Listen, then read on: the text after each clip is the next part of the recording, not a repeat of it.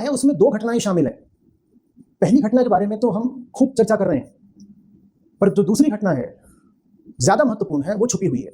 मैं दोनों घटनाएं आपके सामने लाता हूं। पहली चीज ये हुई है कि सिस्टम फेलियर हुई है, व्यवस्था टूटी है। भाई शिक्षा व्यवस्था है, एक पेपर लीक हो गया जो होना नहीं चाहिए था। आपका जो टेस्टिंग सिस्टम है, जो प्रोसेसेस हैं, उनमें सीधे सीधे दरार सामने आई है, और वो दरार अभी की नहीं है, बार बार सामने आ रही है। और उस दरार को लेकर के हम सभी कुपित भी हैं, और हम चाहते हैं कि उस दरार को भरा भी जाए।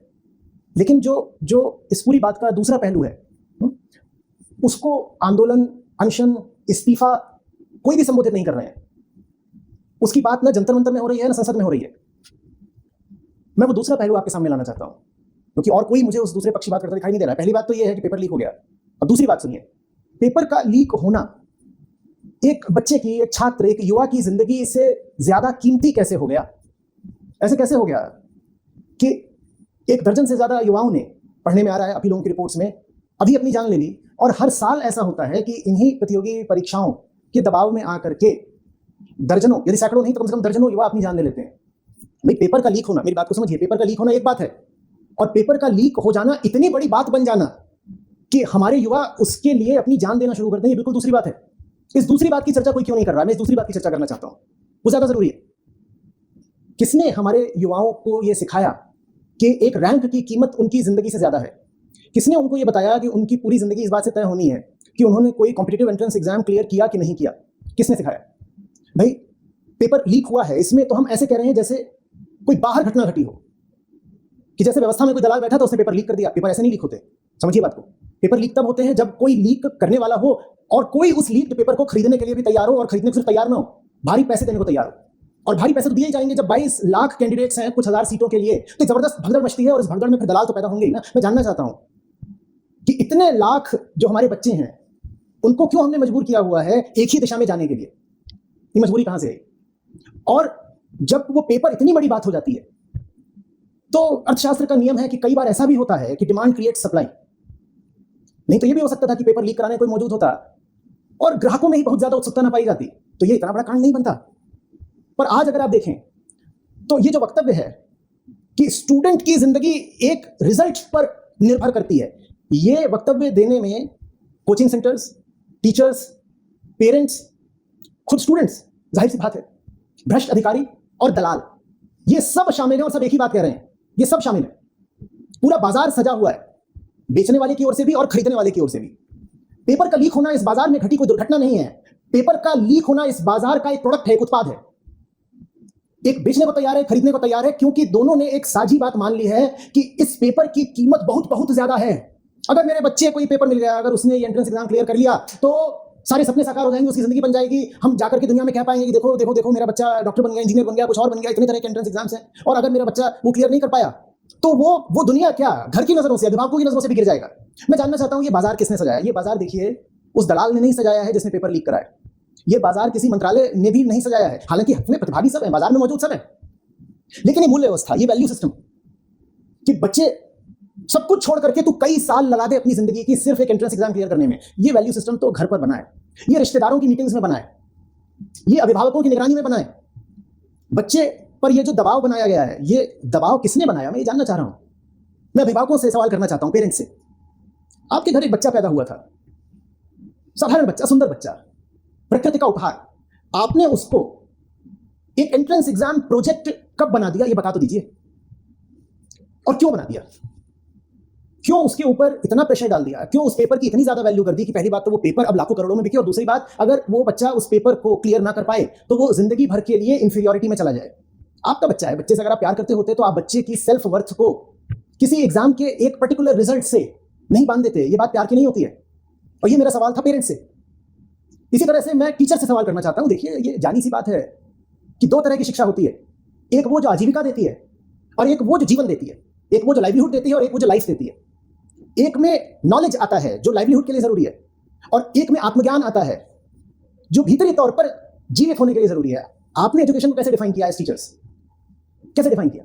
और टीचर्स में मैं स्कूल की टीचर्स की बात कर रहा हूं, और जो कोचिंग की टीचर्स हैं उनकी भी बात कर रहा हूं। आपने तो स्टूडेंट के सामने एक दुनिया रख दी, एक कॉन्सेप्ट, एक मॉडल रख दिया कि तुम आजीविका वाली जो चीज है, जो रेस है, उसमें दौड़ करके आगे पहुंच जाओ तो तुम सक्सेसफुल कहलाओगे। ये आपने क्या किया बच्चे के साथ? ये आपने क्या किया? आपने उसको लाइवलीहुड अर्न करने का एक जरिया बना दिया बस। क्यों? क्योंकि उसमें आपके लिए भी तभी पैसा है। आपने एजुकेशन का मतलब ही बना दिया वोकेशनल एजुकेशन। एजुकेशन का मतलब अब डेवलपमेंट ऑफ द इंडिविजुअल नहीं रहा। एजुकेशन का मतलब तो अब ये भी है कि सप्रेशन ऑफ द इंडिविजुअल भी चलेगा, डेसिमेशन ऑफ द इंडिविजुअल भी चलेगा। इंडिविजुअल को, जो कि अभी हमारा स्टूडेंट है, यंगस्टर है, छात्र छात्रा है, उसको बर्बाद भी कर दो तो भी चलेगा, बस एंट्रेंस एग्जाम क्लियर होना चाहिए। आप टीचर से आपने क्या किया है, मैं पूछना चाहता हूं आपने क्या किया है। और जैसे पेरेंट्स से पूछा, जैसे टीचर से पूछा, वैसे ही मैं स्टूडेंट से पूछना चाहता हूं। हाँ, अच्छी बात है, आप मांग कर रहे हो, आप मांग कर रहे हो कि इंसाफ हो, आप मांग कर रहे हो कि निष्पक्ष एंट्रेंस एग्जाम हो, निष्पक्ष परीक्षा आपका अधिकार है और आपको न्याय मिलना चाहिए और आपको ये मांग करनी चाहिए। लेकिन मैं आपसे ये पूछना चाहता हूं कि आप जिंदगी से जितनी मांगे कर रहे हो, उन मांगों के पीछे जो सपने हैं, वो सपने आपको दिए किसने? मैं जब कुछ मांगता हूं जिंदगी से तो उसके पीछे एक कल्पना होती है भविष्य की। मैं कहता हूं मुझे मेरा भविष्य इस तरीके का चाहिए, इसलिए अब मुझे जिंदगी में ऐसे ऐसे ऐसे ऐसे कदम लेने ताकि मैं उस भविष्य तक पहुंच पाऊं। आपने अपने लिए भविष्य का जो मॉडल तैयार किया है, मैं आपसे पूछना चाहता हूं वो आपको किसने दिया है? वो आपका अपना नहीं है और मेरे पास एक प्रमाण है इसका। अगर आपका अपना होता तो एक एक सीट के पीछे 10-10 हजार लोग नहीं भाग रहे होते। ऐसा कैसे हो सकता है कि 10,000 लोगों का एक ही कॉमन साझा सपना है? ऐसा कैसे हो सकता है? फिर इंडिविजुअलिटी का क्या मतलब हुआ?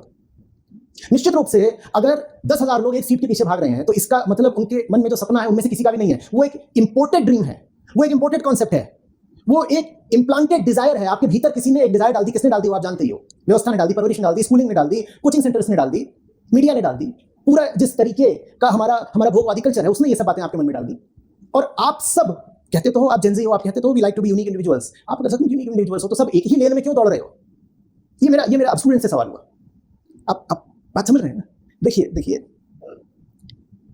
जब तक हम समस्या की जड़ तक नहीं पहुंचेंगे तब तक ऐसी घटनाएं बार बार होती रहेंगी। हमें जो रूट कॉज है उसको भी एड्रेस करना पड़ेगा। मैं नहीं कह रहा हूं कि सिस्टम में जो धांधली है, घोटाला है, उसके खिलाफ आंदोलन मत करो। जरूर करो, तुम्हें करना चाहिए। बाहर न्याय होना चाहिए पर भीतर बोध भी होना चाहिए। बाहर न्याय के लिए आप लड़ाई लड़ रहे हैं, आप बहुत अच्छा काम कर रहे हैं, पर भीतर अगर बोध नहीं होगा तो बाहर आप कितने भी परिवर्तन ले आले, आप पाएंगे कि कुछ हिला नहीं है। चीजें वैसी पुरानी की पुरानी है, बस चीजों ने अपने नाम, रूप, रंग, आकार और कपड़े बदल लिए हैं। तो 3 बातें मेरी सोनम जी के लिए। कृपया अपनी जिंदगी को मूल्य दें, कृपया अपना अनशन तोड़ें। आपका जीवन भारत के लिए कीमती है। भारत की आप ज्यादा अच्छी सेवा कर पाएंगे जीवित रह करके। सरकार से मेरा आग्रह, कृपया बातचीत करें। बातचीत तो सज्जनता की निशानी होती है, संवाद तो शील का द्योतक होता है। कृपया बातचीत करें। और भारत से मेरा सवाल, आखिरी बात, भारत से मेरी कोई अपील नहीं, कोई आग्रह नहीं, भारत के लिए मेरे पास सवाल है। ऐसा कैसे हो जाता है कि जब भी कोई भी घटना घटती है तो हमें उसका बस बाहरी पक्ष ही दिखाई देता है, उस घटना की जड़, उस घटना का अंदरूनी कारण हमें कभी नहीं दिखाई देता। हम बहुत उत्सुक रहते हैं कि उंगली बाहर की ओर दिखा दे और कहते हैं वो जिम्मेदार है, वो जिम्मेदार है, वो जिम्मेदार है। और मैं बिल्कुल मान रहा हूं कि बाहर वाले भी जिम्मेदार होते हैं, पर जितनी जिम्मेदारी बाहर वाले की है, क्या हम ईमानदारी से मानना चाहेंगे कि उतनी ही जिम्मेदारी भीतर वाले की है? भीतर वाले को अहंकार कहते हैं और उसको रास्ते पर लाने की जो विधि होती है उसको बोलते हैं आत्मज्ञान। हमें एजुकेशन चाहिए, पर सिर्फ वोकेशनल एजुकेशन नहीं, प्रोफेशनल एजुकेशन नहीं, हमें मास एजुकेशन ऑफ द सेल्फ चाहिए। और अगर हम उससे बचते रहेंगे तो इस तरीके के कांड बार बार होते रहेंगे। हमारे होनहारों की, हमारे बच्चों की, हमारे छात्रों की जाने जाती रहेंगी, कभी इस कारण से, कभी उस कारण से। हाँ, कारण बदलते रहेंगे तो हमें ऐसा लगेगा कि पिछले कारण का हमने उपचार कर दिया था, इस बार नया कारण है। नहीं, वो कारण नया नहीं होगा, वो पिछला ही कारण होगा जो नए रूप में आ गया होगा। तो बाहर आप न्याय पाने के लिए और व्यवस्था को बदलने के लिए जो कुछ भी कर रहे हैं, कृपया उसको करते रहें। अच्छी से अच्छी व्यवस्था का होना, न्याय संगत व्यवस्था का होना हर छात्र का, हर नागरिक का अधिकार है। आप उस अधिकार के लिए संघर्षरत हैं, बहुत अच्छी बात है, लेकिन इस प्रक्रिया में जो असली चीज है और ज्यादा गहरी बात है उसको भूल मत जाइएगा। वो गहरी बात यह है कि इंसान जब तक भीतर से बेईमान है, व्यवस्था ईमानदार नहीं हो सकती। आप भीतरी तौर पर बेईमान एक जनसंख्या के लिए एक बाहरी ईमानदार व्यवस्था खड़ी नहीं कर सकते, क्योंकि व्यवस्था खड़ी भी की जा रही है अधिकांशतः बेईमान लोगों द्वारा। वो उस ईमानदार व्यवस्था को चलने ही नहीं देंगे, वो उस ईमानदार व्यवस्था में कहीं ना कहीं सुराख और दरार खोज निकालेंगे। हमारी व्यवस्था हम ही बनाई, ये लोकतंत्र है भाई। अगर हम भीतर से नहीं बदल रहे तो हमारी बनाई व्यवस्था इतनी ईमानदारी की हो सकती है? इतना ही कहूँगा। और मैं चाहूँगा कि ये जो घटना घट रही है, इसमें हम जितने अच्छे बाहरी बदलाव ला सकते हैं लाएं, और भीतर हमारे जो बैठा हुआ है, जो बाहरी बदलाव तो लाना चाहता है पर स्वयं को नहीं बदलना चाहता, हम उसको भी ईमानदारी से देखें। शायद ये देखना ही पर्याप्त होगा उसको बदलने के लिए।